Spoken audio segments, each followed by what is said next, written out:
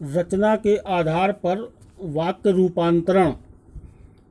इस प्रकरण के अंतर्गत हमने वाक्यों के प्रकार पढ़े, जिनमें पहला साधारण वाक्य, दूसरा संयुक्त वाक्य और तीसरा मिश्र वाक्य। अब इन तीनों वाक्यों में एक चीज़ निकल करके आई थी, वो थी मुख्य वाक्य या प्रधान वाक्य, और दूसरी बात थी आश्रित उपवाक्य। तो आज हम समझेंगे कि उपवाक्य क्या है और इसके भेद क्या होंगे। तो जब मिश्र वाक्य हमने पढ़े थे तो उसमें ये पढ़ा था कि प्रधान वाक्य वह है जिसकी क्रिया प्रधान हो, और उपवाक्य वो होंगे जो उस प्रधान वाक्य पर आश्रित होंगे। अब इन उपवाक्यों की पहचान कैसे की जाएगी? तो प्रधान उपवाक्य और आश्रित उपवाक्य की पहचान करने के लिए दो तीन चीज़ें ध्यान में देंगे कि प्रधान उपवाक्य वह होता है जिसकी क्रिया मुख्य होती है, और आश्रित उपवाक्यों का आरंभ प्रायः कि, जो, जिसे, यदि या क्योंकि आदि से होता है। ये योजक चिन्ह के द्वारा, जो ये योजक चिन्ह है इतने, कि, जो, जिसे, यदि, क्योंकि आदि से उस उपवाक्य को जोड़ा जाता है। मिश्रित वाक्य का एक सरल वाक्य में रूपांतरण किया जाए तो जो क्रिया अंत में बनी रहेगी उस क्रिया वाला उपवाक्य प्रधान उपवाक्य होगा। रूपांतरित होने वाली क्रिया वाला उपवाक्य आश्रित उपवाक्य होगा। जैसे कोई वाक्य देखें कि मोहन परिश्रम करता तो अवश्य सफल होता। इस वाक्य का सरल वाक्य इस प्रकार बनेगा कि मोहन परिश्रम करने पर अवश्य सफल होगा। यहाँ पर ध्यान देने वाली बात है कि यदि परिश्रम करता क्रिया रूपांतरित हो गई है, अतः यह आश्रित उपवाक्य है। अर्थात जब वाक्य का परिवर्तन करते हैं तो उपवाक्य की जो क्रिया है उसका रूप बदल भी सकता है, अतः यह आश्रित उपवाक्य है। दूसरी ओर सफल होता क्रिया ज्यों की त्यों विद्यमान रही, अतः ये प्रधान उपवाक्य की क्रिया होगी। तो दूसरी चीज़ ये निकल करके सामने आई कि परिवर्तन करने पर जिस वाक्य की क्रिया बदल जाती है वो उपवाक्य होता है, और जिसकी क्रिया ज्यों की त्यों रहती है वह प्रधान उपवाक्य होता है। ये होता है अंतर प्रधान वाक्य में और आश्रित उपवाक्य में। तो ये उपवाक्य हुआ। अब हम पढ़ेंगे उपवाक्य क्या है और इसके भेद क्या होते हैं, जो मुख्य हमारा आज का विषय है। तो उपवाक्य के कितने भेद होते हैं ये देखने के लिए हम समझेंगे कि आश्रित उपवाक्यों में तीन प्रकार के भेद होते हैं। पहला है संज्ञा उपवाक्य, दूसरा विशेषण उपवाक्य, और तीसरा क्रिया विशेषण उपवाक्य। अब इनके बारे में हम परिचय प्राप्त करते हैं कि ये तीनों अलग अलग क्या होते हैं। तो संज्ञा उपवाक्य।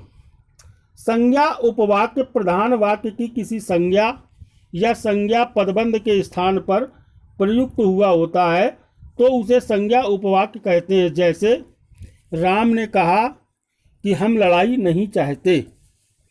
यहाँ हम लड़ाई नहीं चाहते उपवाक्य राम ने कहा उपवाक्य के कर्म के रूप में प्रयुक्त हुआ है, अतः यह संज्ञा उपवाक्य है। और उदाहरण देखें इसी संज्ञा उपवाक्य के, छात्र जानता है कि परिश्रम करना अधिक कठिन है।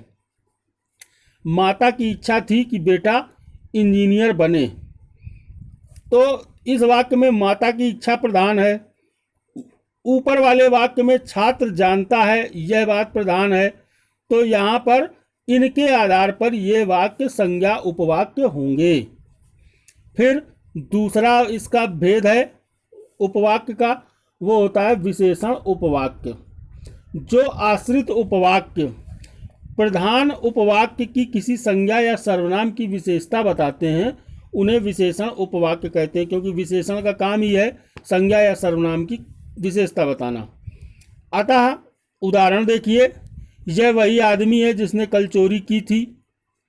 तो यह वही आदमी है और ये मुख्य हो गया, और जिसने कल चोरी की थी, चोरी करने का काम ये उस आदमी की विशेषता बता रहा है।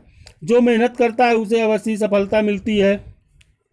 इस प्रकार इन वाक्यों में जिसने कल चोरी की थी और जो मेहनत करता है आदि आश्रित उपवाक्य हैं, जो क्रमशः आदमी संज्ञा तथा उसे सर्वनाम की विशेषता बताते हैं। विशेषण उपवाक्य का प्रारंभ सर्वनाम जो अथवा इसके किसी रूप जैसे जिसने, जिसे, जहाँ, जिससे, जिनको, जिनके लिए आदि से हो जाता है। अन्य उदाहरण देखिए इसी तरह से, तुमने जिसके लिए झूठ बोला, देखिए जिसके लिए शब्द आया, तुमने जिसके लिए झूठ बोला था वह तो दिखाई भी नहीं दिया, तो वह की बात हो रही है और जिसके लिए झूठ बोला था, ये जो है विशेषता बता रहा है, झूठ बोलने की विशेषता है उस वाक्य की, व्यक्ति की जो दिखाई नहीं दिया। फिर अगला वाक्य है, जो व्यक्ति परिश्रम करता है उसे सफलता मिलती है, तो सफलता किसको मिलती है? जो परिश्रम करता है। तो यहाँ पर भी विशेषता बताई जा रही है सर्वनाम की, इसलिए यहाँ पर ये विशेषण उपवाक्य होंगे। तीसरा जो है प्रकार है विशेषण क्रिया विशेषण उपवाक्य। क्रिया विशेषण उपवाक्य में क्या समझेंगे हम कि जिस आश्रित उपवाक्य का प्रयोग क्रिया विशेषण की भांति किया जाता है। क्रिया विशेषण क्या है पहले यही ध्यान दे लें हम। जो क्रिया की विशेषता बताने वाले शब्द होते हैं वो क्रिया विशेषण कहलाते हैं। जैसे राम धीरे धीरे चल रहा था तो चलने की विशेषता बताई जा रही धीरे धीरे, तो ये जो है आपका क्रिया का विशेषण बताने वाला हो गया धीरे धीरे। अब आगे देखिए, जिस आश्रित उपवाक्य का प्रयोग क्रिया विशेषण की भांति किया जाता है, अर्थात जो आश्रित उपवाक्य प्रधान उपवाक्य की क्रिया की विशेषता बताता है उसे क्रिया विशेषण उपवाक्य कहते हैं। उदाहरण देखिए, जब तुम स्टेशन पर पहुंचे तब मैं घर से चला। यदि बोलना नहीं आता तो चुप ही रहना चाहिए। उपर्युक्त वाक्यों में टेढ़े छपे शब्द, ठीक है, जो इनमें शब्द अब उनको हम इंगित भी करेंगे आपके सामने, जो इन वाक्यों में दिए हैं, मुख्य उपवाक्यों की क्रियाएं चलना और चुप रहना की विशेषता बता रहे हैं, ठीक है। अतः ये क्रिया विशेषण है, क्योंकि बोलना नहीं आता तो चुप रहना चाहिए, तो चुप रहना जो है वो विशेषता बता रहा है। जब तुम स्टेशन पहुंचे तब मैं घर से चला, तो यहाँ घर से चला, चला जो है वो इसकी क्रिया की विशेषता बताएगा। अतः ये क्रिया विशेषण उपवाक्य होंगे। इस प्रकार से हम वाक्यों के जो प्रधान वाक्य और उपवाक्य का अंतर समझेंगे और फिर उपवाक्य किसे कहते हैं और उनके भेद को हमने समझा कि ये 3 प्रकार के होते हैं। पहला संज्ञा उपवाक्य, दूसरा विशेषण और तीसरा क्रिया विशेषण। अब इसको हमें नोट्स में लिखना पड़ेगा।